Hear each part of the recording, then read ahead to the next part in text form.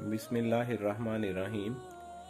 دوستو، کچھ دن پہلے میں نے اپنے چینل پر ایک ویڈیو لگائی تھی جس میں کسی نے کمنٹ کیا تھا کہ کیا محمد صلی اللہ علیہ وآلہ وسلم کو جراثیم یعنی وائرس اور بیکٹیریا وغیرہ کے بارے میں پتا تھا۔ یہ اصل میں ان ملحدین کی زبان ہے جو سوشل میڈیا پر بیٹھ کر ایک ہی سوال کو دہراتے چلے جاتے ہیں۔ ایک مشہور واقعہ ہے کہ نبی اکرم صلی اللہ علیہ وآلہ وسلم ایک مرتبہ کھجوروں کے ایک باغ کے پاس سے گزرے تو کچھ صحابہ کرام کھجوروں کی کاشت میں خاص قسم کی پیوند کاری کر رہے تھے۔ نبی صلی اللہ علیہ وآلہ وسلم نے فرمایا کہ اگر تم ایسا نہ بھی کرو تو کیا حرج ہے۔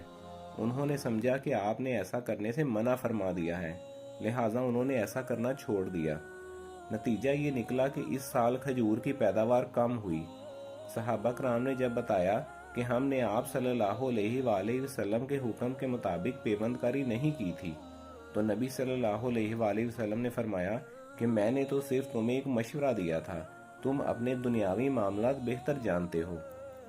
اس واقعے سے ہمیں معلوم ہوا کہ انبیاء کرام کے پاس وحی کا علم ہوتا ہے اور ان کا اصل مقصد آخرت کی زندگی کی یاد دہانی کروانا ہوتا ہے تاکہ انسان اللہ کے ہاں جواب دہی کے لیے تیاری کر سکے۔ انبیاء کرام کی تشریف آوری کا مقصد وائرس پر تحقیق، ہوائی جہاز یا ایٹم بم بنانا نہیں ہوتا۔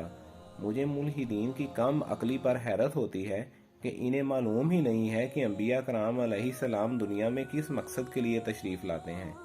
انبیاء کرام ضمنی طور پر دنیاوی معاملات میں بھی انسان کی کچھ رہنمائی ضرور کرتے ہیں، لیکن ان کے تشریف لانے کا اصل مقصد انسان کو قیامت کے بڑے حادثے سے خبردار کرنا ہوتا ہے جو ایک دن پیش آنے والا ہے، اور ہم سب کو اللہ کے حضور اپنے اعمال کی جواب دہی کے لیے پیش ہونا ہوگا۔